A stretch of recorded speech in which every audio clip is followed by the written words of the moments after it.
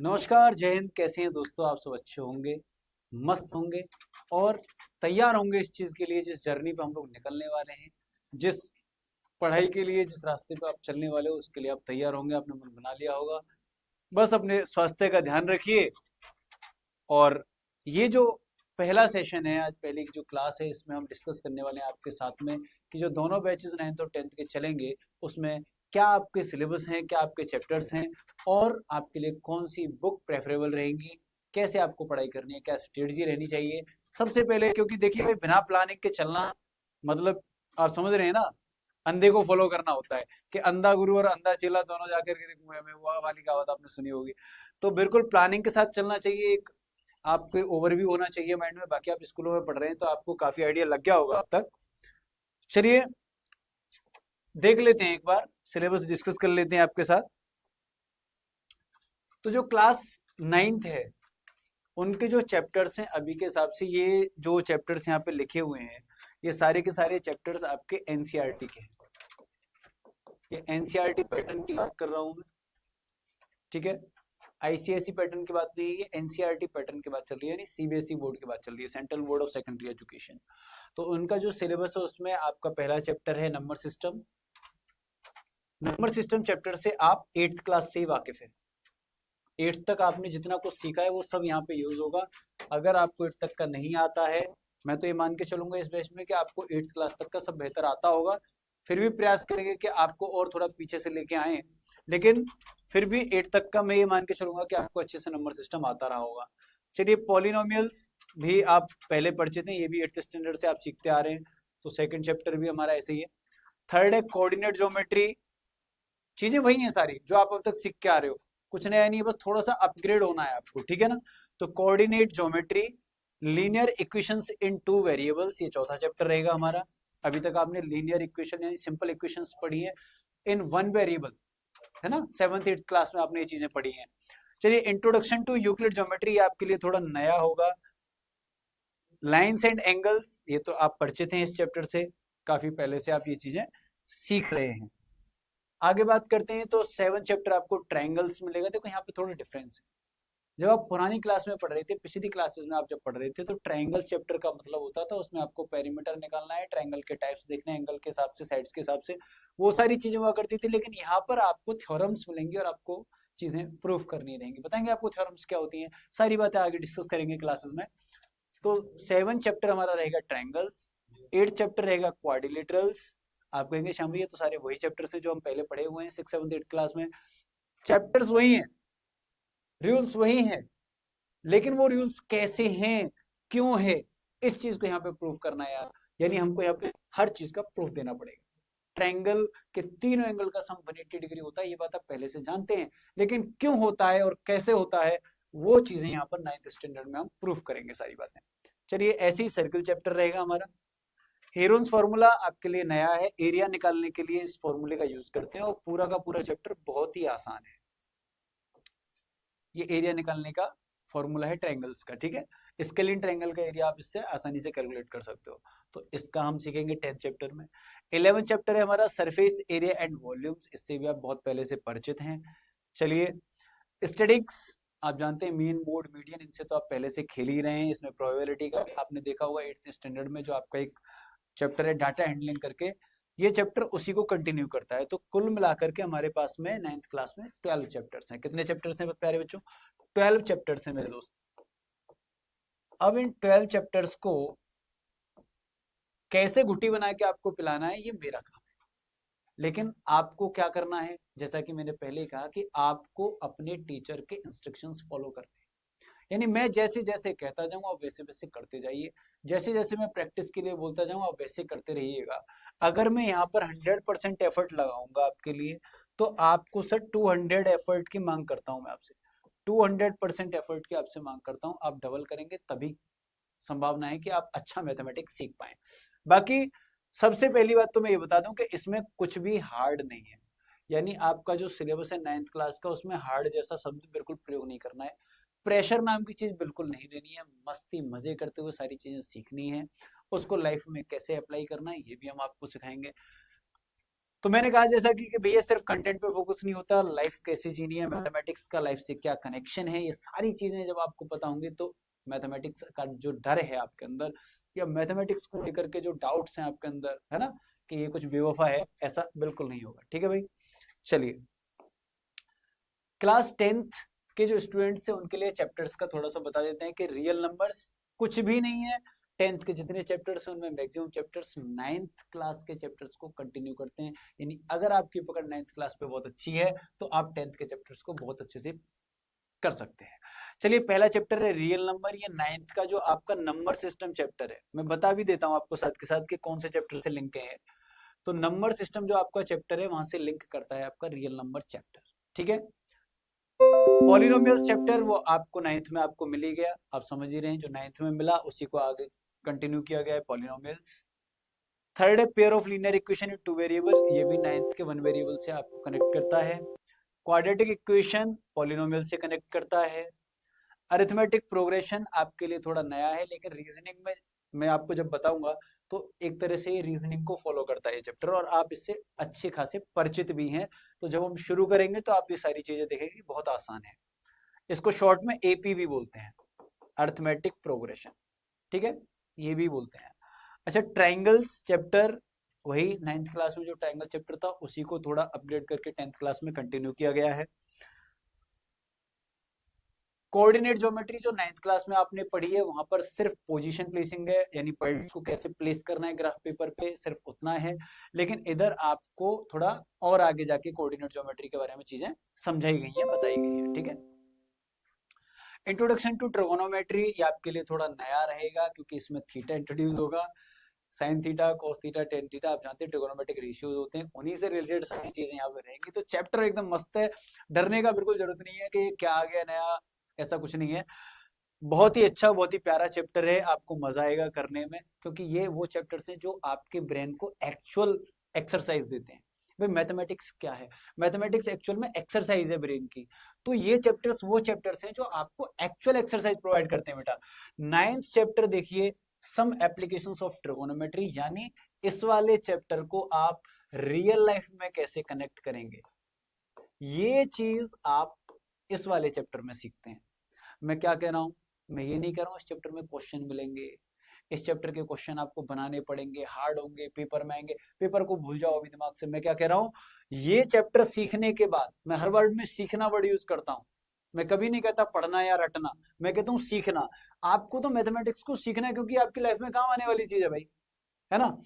तो some application of trigonometry, ये real life में आप ट्रिगोनोमेट्री को कैसे कनेक्ट करेंगे उस चीज के लिए है। 10th चैप्टर है आपका सर्कल्स, 9th वाले सर्कल्स को अपग्रेड करके ही ये चैप्टर है, तो उसी सर्कल से कनेक्ट करता है। Area related to circles, area आपको पता है सर्कल के बारे में आपको बहुत सारी चीजें पहले से पता है, जैसे area of circle pi r square होता है। तो मेंसुरेशन की काफी चीजें आप पहले से सीखे हुए हैं, लेकिन यहाँ पे आपको सेक्टर, कॉर्ड, सेगमेंट वगैरह उनके लिए निकालने की चीजें पूछी जाएंगी। अलग अलग तरह के डिजाइन आएंगे जो सर्कल में बने होंगे, आपने देखा है साड़ियों पर डिजाइन बने होते हैं, सर्कल होता है उसके अंदर फूल पत्तियां बनी होती हैं, उस तरीके के एरिया निकालने के लिए आएंगे, बड़ा मजा आएगा भाई। मुझे लगता है बहुत ही प्यारा चैप्टर है, बहुत आनंद आने वाला है इस चैप्टर को करने में। Surface area and volumes, another फिर से मजेदार चैप्टर, बहुत गजब का chapter surface area and volumes. ये तो बचपन से करते आ रहे हैं और बार बार करने को मिल रहा है, 9th में मिला, 8th में मिला, 7th में मिला और अब भी मिल रहा है, पिछले कई सालों से सीख रहे हैं इसे हम। स्टैटिक्स बहुत ही गजब की चीज, मीन मोड मीडियन, इससे आप खेलते आ रहे हैं 8th क्लास से ही, बल्कि पहले से खेलते आ रहे हैं। टेली मार्क्स, उससे पहले पिक्टोग्राफ वगैरह वगैरह, क्या क्या नहीं हमने किया इस चैप्टर के लिए। अब भी स्टैटिक्स चैप्टर बहुत मस्त रहेगा, बहुत मजा आएगा, इसको इतने अच्छे से सिखा देंगे आपको कि आपको लगेगा ही नहीं कि कुछ नया कर रहे हैं। आपको पता है श्याम भैया क्वालिटी है, बस यही क्वालिटी है आपके भैया की, कि आपको कभी ऐसा महसूस ही नहीं होने देंगे कि सिलेबस चल रहा है। आपको लगेगा कि पता नहीं क्या पढ़ रहे हैं, मजा आ रहा है, मस्त लग रहा है, और जब आपको बाद में पता चलेगा कि भैया चैप्टर खत्म हो गया। चलिए अगला प्रोबेबिलिटी है, ये भी आप खेलते आ रहे हैं इसके साथ, कि सिक्का उछालो, है ना, सिक्का उछालो, हेड आएगा टेल आएगा, कौन सी टीम जीतेगी कौन सी टीम हारेगी। बहुत मजेदार चैप्टर है, मुझे लगता है कि 10th क्लास के लिए भी मैं ये कह सकता हूँ कि पूरे सिलेबस के अंदर कोई चैप्टर ऐसा नहीं है जिसके लिए क्या वर्ड यूज किया जाए, हार्ड वर्ड यूज किया जाए। हार्ड वर्ड को हमारी डिक्शनरी से निकाल दीजिए, सब कुछ इजी है या मॉडर्न है, इससे ज्यादा नहीं है। चीजें सीखनी है, मजा लेना है चीजों का। क्वेश्चन, चलिए आपसे अब कुछ बातें कर लेते हैं कि जो हमारे लिए जो क्वेश्चंस हैं, ये बात मैं हमेशा से कहता हूं कि जो मैथमेटिक्स के क्वेश्चंस हैं ना, they are like puzzle, they are like puzzles. आपको पता है कि एक पजल्स की तरह है। पजल सॉल्व करने में मजा आता है।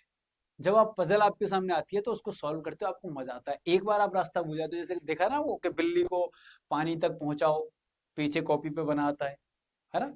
तो भैया पजल्स को सॉल्व करने में मजा आता है, पजल्स के आंसर ढूंढने में मजा आता है। बिल्कुल मैथ्स के क्वेश्चंस भी पजल्स ही हैं सर, और मैथ्स के क्वेश्चंस पजल्स हैं, तो इनका आंसर ढूंढने में भी क्या आना चाहिए, मजा आना चाहिए। इसको दिमाग पे प्रेशर नहीं लेना है कि यार मेरे को आंसर नहीं आ रहा, मेरे को फॉर्मूला नहीं ये हो रहा, वो नहीं हो रहा, ये नहीं हो रहा। भाई जिस तरीके से पूरे मजे लेके आप पजल सॉल्व करते हो, बिल्कुल उसी तरीके से आपको क्या करना है, मैथ्स के क्वेश्चंस को सॉल्व करना है। बहुत मजा आएगा। आप देखिए, सबसे पहले तो दिमाग में ये चीज डालना जरूरी है कि मैथमेटिक्स कोई सब्जेक्ट नहीं, ये गेम है। इसमें लेवल्स और सबके लेवल निकलेंगे, है ना। तो इसमें लेवल्स होते हैं, बहुत अच्छे अच्छे लेवल मिलेंगे। आप मुझे बस एक बात बता दो, आपके लिए एक गेम में डिजाइन करके दूं, और अगर उसमें एक ही लेवल हो, ओनली वन लेवल हो, उसके बाद में उसमें टफेस्ट लेवल ना हो, यानी आगे के लेवल ही ना हो, तो क्या आपको ये गेम खेलने में मजा आएगा? आपको कहोगे श्याम भैया बिल्कुल मजा नहीं आएगा, क्योंकि एक लेवल है और वो लेवल जब मेरा खत्म हो जाएगा तो उसके बाद में मेरे पास लेवल ही नहीं है, गेम खत्म हो गया सर, मजा नहीं आएगा। मजा तब आता है जब एक लेवल क्रॉस करते हैं तो दूसरा मिलता है, दूसरा करते हैं तो तीसरा मिलता है, यानी आपको लेवल्स आगे बढ़ते हुए मिलते चले जाते हैं, तब आपको मजा आता है। तो मैथ्स आपको इस चीज को देता है भाई। तो मैथ्स में क्वेश्चन कठिन है, कठिन है, कठिन है, ऐसा रोना रोना नहीं है। मैथ्स में मैं आपको बड़े सिंपल तरीके से स्टेप बाय स्टेप चढ़ा के ले जाऊंगा, पहले सिंपलर क्वेश्चंस, फिर हार्डर, यानी हम लेवल बाय लेवल गेम खेलेंगे, मैथमेटिक्स को गेम बना देंगे। आपको मजा आएगा, आप सीखेंगे भी, सिलेबस भी कंप्लीट होगा इसी के साथ। ये आपका सिलेबस डिस्कशन था। अब मैं आपसे बात कर लेता हूँ कि कौन सी बुक्स आपके लिए प्रेफरेबल है, कौन सी किताबें हैं जो आपको पढ़नी चाहिए 9th और 10th के स्टूडेंट्स को। देखिए, एक बड़ा प्रचलन चल गया है टीचर्स के बीच में, ये कहने का, जैसे कहते हैं ना कि यार मेरी हिंदी अच्छी नहीं है, ऐसा बोल करके लोग अपने आप को बड़ा कूल दिखाते हैं। बिल्कुल वैसा ही एक पैटर्न चल गया बेटा बाजार के अंदर, क्या चल गया मार्केट में, कि एनसीईआरटी बुक जो है वो अच्छी नहीं है। ये बड़ा पैटर्न चला है अभी कि एनसीईआरटी की मैथ्स की बुक अच्छी नहीं है, बाकी आप फिजिक्स का या साइंस का एनसीईआरटी करोगे तो बहुत अच्छा है, लेकिन मैथ्स का एनसीईआरटी का लेवल नहीं है। क्या बोला जाता है कि मैथ्स का एनसीईआरटी का लेवल नहीं है, लेकिन ये कंफ्यूजन मैं आज आपके दिमाग से दूर करना चाहता हूँ। सबसे बेस्ट किताब अगर कोई हो सकती है मैथ्स सीखने के लिए तो वो एनसीईआरटी ही है। इसलिए हम अपने सिलेबस में सबसे पहले एनसीईआरटी को ही खत्म करेंगे। एनसीईआरटी का लेवल लो क्यों लगता है लोगों को? एनसीईआरटी का लेवल लो इसलिए लगता है लोगों को क्योंकि एनसीईआरटी क्वेश्चन सॉल्व करने के लिए नहीं होती, बल्कि माइंड को डेवलप करने के लिए होती है, थिंकिंग स्किल्स डेवलप करने के लिए बनाएगी। आप मुझे एक बात बताइए सिंपल सी, कि एक बुक आज मैं लिखता हूं, आपके श्याम भैया ने एक मैथ की बुक लिख दी सर, लिख दी मैंने एक बुक, और मैंने कहा ये बुक सबसे अच्छी है, मैंने अकेले ने एक बुक लिख दी, आई एम द राइट, और एक एनसीईआरटी की बुक है। अब देखिए डिफरेंस, देखिएगा मैं डिफरेंस बता रहा हूं आपको, आज आपको ये कंफ्यूजन बिल्कुल क्लियर कर दूंगा। बुक जो एक ही राइटर ने लिखी है, बुक जिसमें पूरी की पूरी एक टीम बैठती है। कभी आपने शायद एनसीईआरटी खोल के नहीं देखी होगी। मेरे पास में यहाँ पे एनसीईआरटी रखी है। आप जब खोलेंगे पहला पेज आपको फॉरवर्ड का मिलेगा, उसके बाद में आप देखिए टेक्स्ट बुक डेवलपमेंट कमेटी, अगर कैमरे पे आ रही हो भैया, देखना आ रही है क्या कैमरे पे? टेक्स्ट बुक डेवलपमेंट कमेटी, ये पेज है, आप देख लीजिएगा। टेक्स्ट बुक डेवलपमेंट कमेटी करके है, इसमें आप जब देखेंगे तो इतने सारे लोगों के नाम मिलेंगे, मैथ्स के रिटायर्ड प्रोफेसर्स, इग्नू के प्रोफेसर्स, लखनऊ यूनिवर्सिटी के मैथ्स के प्रोफेसर्स, और सबसे बड़ी बात साइकोलॉजिस्ट हैं इसके अंदर। आप बताइए, एक आदमी जिसने किताब लिखी है वो अच्छी किताब लिख पाएगा, या पूरी की पूरी जो कमेटी है उसके अंदर साइकोलॉजिस्ट भी बैठे हैं, मैथमेटिशियंस भी बैठे हैं, बड़े बड़े मैथ्स के प्रोफेसर बैठे हैं, दिल्ली यूनिवर्सिटी के बैठे हैं, जेएनयू के बैठे हैं, बनारस हिंदू यूनिवर्सिटी के बैठे हैं, इतने सारे लोग बैठे हुए हैं, कौन सी किताब बेटर होगी भाई? क्या इस किताब को मैं अच्छी बता करके ये कह दूं कि इसमें जितनी कमेटी बैठी है, जितने लोग इसमें बैठे हैं वो सब मूर्ख हैं, उन्होंने ये किताब, इसका कोई लेवल नहीं है, उनको नहीं पता कि इन किताब का कोई लेवल नहीं है, एनसीईआरटी चल रही है भाई सीबीएसई बोर्ड के अंदर, इसका लेवल है। ये किताब साइकोलॉजी के हिसाब से बनाई गई है स्टूडेंट्स के, और इस किताब का लेवल है एनसीईआरटी। पहले हम सॉल्व करेंगे, लेकिन एनसीईआरटी को पढ़ाने का तरीका अलग होना चाहिए। एजुकेटर को नहीं समझ में आता कि एनसीईआरटी को कैसे पेश करो, वो कहता है ये आसान है। मैं कह रहा हूँ एनसीईआरटी में वो सब कुछ है जो आर डी शर्मा में है, जो किसी और बुक में है, आर एस अग्रवाल में है, वो सब कुछ एनसीईआरटी में आपको मिल जाएगा। तो एनसीईआरटी बुक को हम प्रेफर करेंगे। सबसे पहले तो आपको एनसीईआरटी करनी है, जो सीबीएसई बोर्ड में लोग हैं। आईसीएसई वालों का सिलेबस अलग होता है, तो उनकी बुक्स भी अलग रहेंगी। तो मैं कोशिश करूंगा कि सीबीएसई बोर्ड के साथ जो आईसीएसई के चैप्टर्स हैं कुछ, उनको भी यहाँ पे कवर कर लें, जिससे आईसीएसई वालों का भी फायदा हो जाए। तो एनसीईआरटी बुक मेन है, उसके बाद में आप कोई भी रेफरेंस बुक करिए। मैं कह रहा हूँ आर डी शर्मा करिए, आर एस अग्रवाल करिए, कोई भी बुक करिए भाई, मेरे कोई रिश्तेदार तो लग नहीं रहे कोई भी।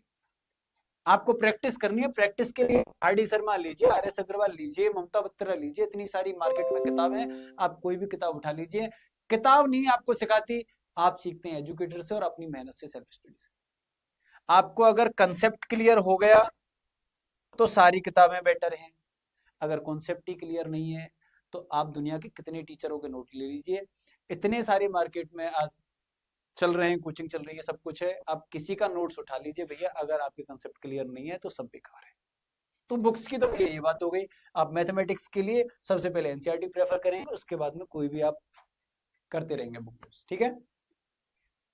बस इतनी ही बात इस सेशन में मेरे को आपसे डिस्कस करनी थी। आपको पता है रेशनलाइजेशन हो गया, हम जब पढ़ते थे उस समय कंटेंट बहुत ज्यादा था, अभी रेशनलाइज हो गया एनईपी 2020 के हिसाब से लोगों ने, तो इसमें काफी सिलेबस काट दिया है। जो अभी जो आपका सिलेबस है उसमें काफी कंटेंट कट गया है। हम आपको सिर्फ इस लेवल तक नहीं लेके चलेंगे, हम आपका लेवल और ऊंचा करके चलेंगे। हम आपको कुछ चीजें एक्स्ट्रा भी सिखाएंगे जो आपको आनी चाहिए, आपके लेवल्स बढ़े। ठीक है दोस्तों, तो अच्छा रहा सेशन। मुझे लगता है मैंने जितनी इन्फॉर्मेशन आपको देनी थी शुरुआत में वो दे दी है। अब सिर्फ हमें क्लास स्टार्ट करनी है, चैप्टर बाय चैप्टर हमें चलना है। और बाकी कमेंट्स में आप जैसे जैसे हमें बताते जाएंगे, जैसे हमारी ऑडियंस क्रिएट होगी, आप लोग शेयर करते रहिएगा अपने दोस्तों के साथ, अपने क्लासमेट्स के साथ। और एक ऑडियंस जब क्रिएट होगी तो लाइव भी आना शुरू करेंगे। बाकी के अभी हम क्वेश्चन डिस्कशन के लिए मे बी संडे को लाइव आ सकते हैं, देखेंगे। और जैसे जैसे ऑडियंस बढ़ेगी तो लाइव का भी रखेंगे, ठीक है। इसी के साथ यहाँ तक की सेवाएं आज इतनी ही करते हैं। आप हंसते रहिए, मुस्कुराते रहिए, व्यस्त रहिए, मस्त रहिए, पढ़ते रहिए। जय हिंद, जय भारत, धन्यवाद।